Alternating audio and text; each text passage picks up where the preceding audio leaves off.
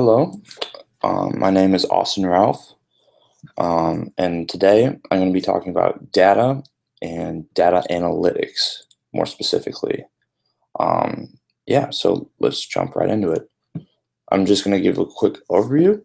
So I'm going to talk about what exactly is data, what constitutes it, and then also the three types of it. So there's like three realms. There's data analytics, data mining, and cognitive computing. And then those three areas or three types also are beneficial in other areas. So I'm going to discuss what areas are most beneficial. And then I'm going to talk about the benefits of data itself in the decision-making process for businesses as well as individuals. And then there's also some drawbacks. So I'm going to discuss some of those as well. But first, what exactly is data? Like, what constitutes data? What is this thing called data?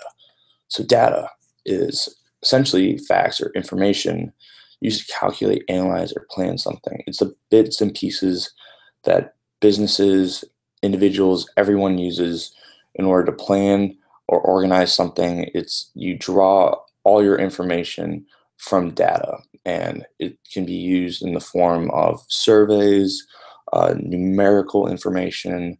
It's usually numerical, but there's countless forms of data and countless uses for data. Data is almost invaluable nowadays in performing tasks, analyzing information, as well as just organizing events, organizing certain structures within an organization. So data is an invaluable asset for businesses and individuals.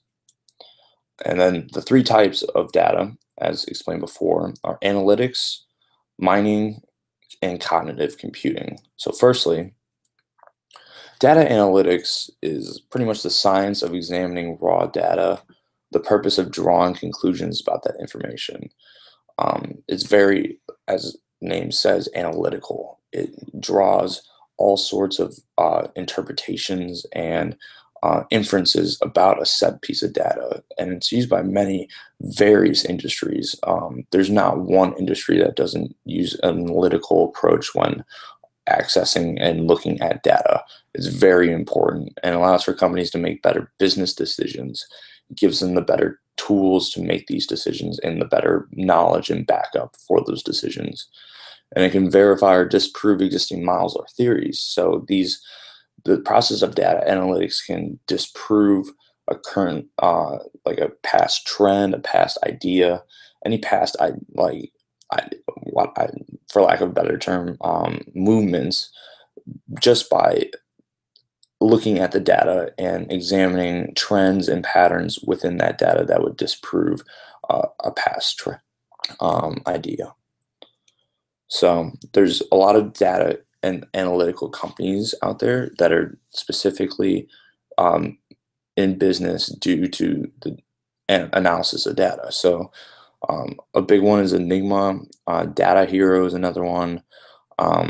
Interana is another big one. Snowflake Computing is one that I saw a lot. So these companies are essentially in business to analyze data for companies and give them a report of the data. And then the second type is data mining. And that's the process of analyzing data from different perspectives and summarizing it into useful information. Is designed to explore large amounts of data. And by observing it from different perspectives, they can identify patterns and trends within the data. So these different perspectives give them almost an objective view of the data and allows them to see different aspects of the data that would otherwise go unseen. It gives it more context in a sense. And also, with the identification of patterns and trends, also grants business owners, especially in marketing, this would be huge because it identifies trends so they can align products to fit certain interests, certain groups of people, a target market. So it allows for a lot of assets for a company to put forward the right procedures in order to be successful.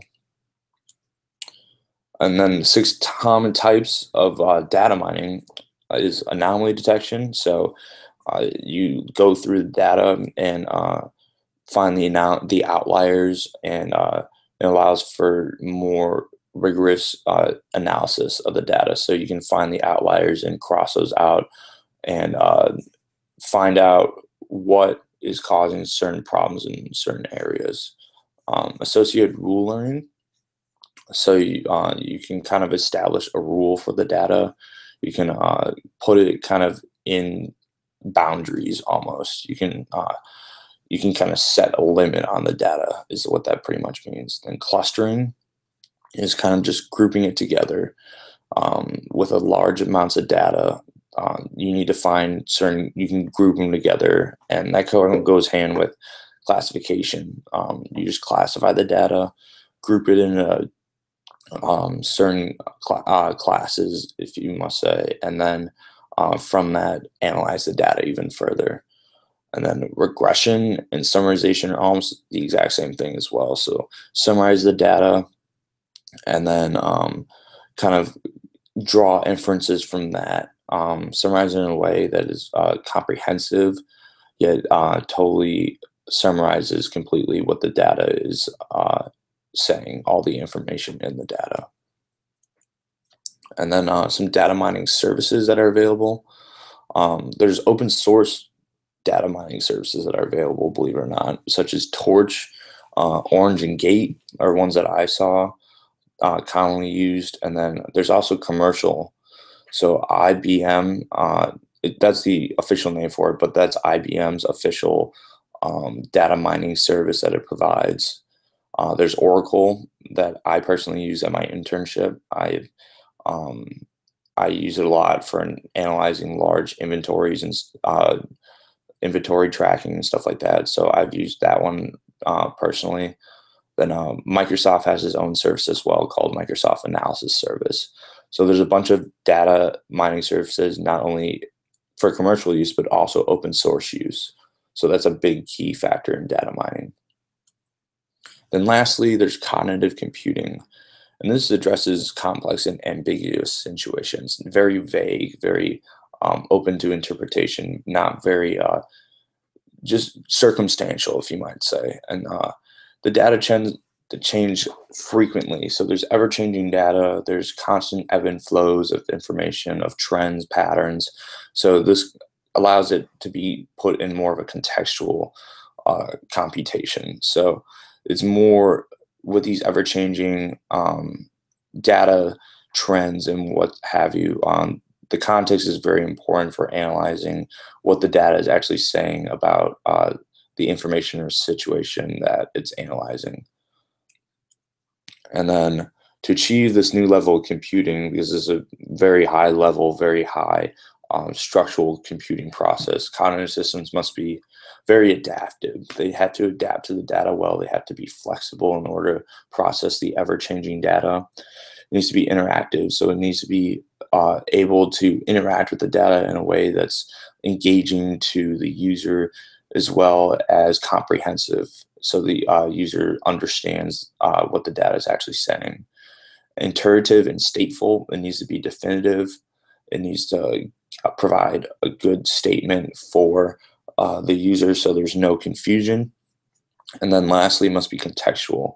So it needs to provide that context that we were talking about before. It needs to provide a contextual perspective so the user understands in what situationally what the data is saying about a certain context. That's very important nowadays with different situations, different structural situations. So this process is very important for understanding where people are coming from, especially once again in marketing. You got to understand your market. You have to understand who you're targeting your products to. And if you understand where they're coming from situationally, it's very beneficial to targeting and forming products around a certain group. The areas where this is most beneficial, accounts payable and accounts receivable, I mean, where data is most beneficial as a whole, my bad. Data is very important with accounting, because there's always this influx of information. There's always transactions. You got to track where your money is, what accounts hold what assets, what is going on with your transactions. That's vital for a business. So that's most beneficial in that area, as well as duplicate detection. So detecting duplicates, either be transactions or like inventory shipping and stuff like that. That's very important to track, as well as sampling. So like if you're sending samples as well as other types of free gifts or something like that, it's very important to track those transactions as well by using data. Data imports and extractions. So where data is being imported or where it's being taken out of the system, where information is being exchanged between two people. That's very important to keep track of. And then the large data sets that we're talking about in mining are also where this is very important, because with such large influxes of data and information, data analytics is invaluable. It provides you with summary of all that information in a way that you can further use it to promote a certain product or to be successful in planning certain operations. Then continuous auditing and monitoring of operations and systems is where data also comes into play. You can, by monitoring your systems and operations with the use of data, you can just get a better picture of what those operations are accomplishing and the productivity of those operations. There's even more benefits. Data is invaluable, as I've said before, and it's also very valuable in fraud detection, forensic auditing.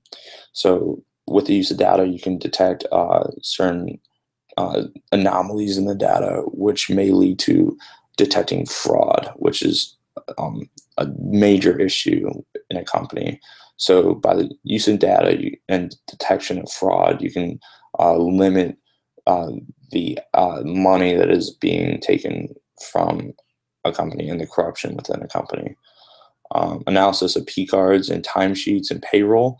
That's very important because tracking data or using data for this leads to more accurate payroll and will lead to less complications in the future with payroll and timesheets and employee operations.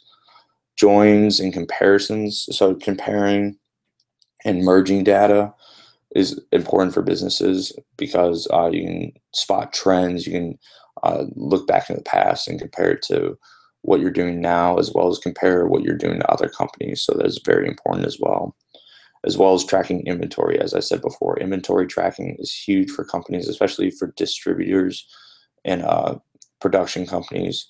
So the ability to use data for those purposes is invaluable.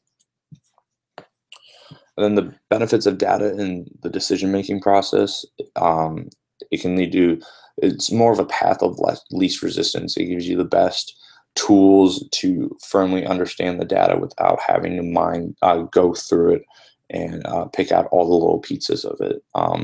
It's clearly defined problems lead to better decisions. So like the clearly defined issues with it lead to better decision making in the future. The data is neutral, and that's a good thing. So data, even though like it might give off negative responses, it's very defined. It's not biased. It doesn't give off anything. It doesn't have personality. It is definitive.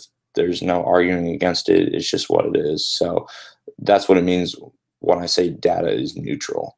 And that's a good thing because understanding that and giving it less personality makes it more reliable, gives it more benefit to the company, knowing that there's no outliers or the data isn't manipulating itself. And then the importance in decision monitoring is also key for this, and it pretty much gives the ability, as I said before, to monitor the decision-making process and as well as giving it the best tools in order to succeed. And then the data analytics is also like a crystal ball in a sense. It gives you a picture of what's to come, what has happened in the past, as well as provides you with kind of an overview on what path you should take. It gives you the best push towards a direction than anything else. But I mean, with all these benefits, with all these countless benefits, there's also some drawbacks. One is like inappropriateness. That's kind of a vague term, but it's kind of referring to the second point I'm trying to make is the lack of control over the quality. Even though data is definitive and data analytics is very definitive, the lack of control over what the data can say or where it's coming from, reliability, it can very much impact the outcome of the data. And that's a great tangent because the human element in data and the interpretation of that data is huge. Um, with the varying viewpoints, various biases, various opinions. Um, One set of data is not always interpreted the same, which can lead to complications over that data and mistrust over what the data is actually implying and saying, which can lead to more and more issues in the future. And it can cause great harm and great mistrust in within a company as well as with individuals. So the human element can't be argued when interpreting data. But data, the nature of data itself is very complex and it's very rigid. Even though the structure may be flexible, data itself is not flexible. So that kind of gives it very little wiggle room in a sense. But to summarize everything up, data just gives businesses the best opportunity to succeed by providing with essential information that it needs. It gives it an overview of what the trends are, what situations there are, and it provides them kind of with the information needed to push towards the right path. It may not be the most successful path, but it gives them the best chance to succeed. Um, so that's pretty much everything I have for y'all today. Thanks for listening once again. My name has been Austin Ralph, and I thank you for watching. I'll see you guys later.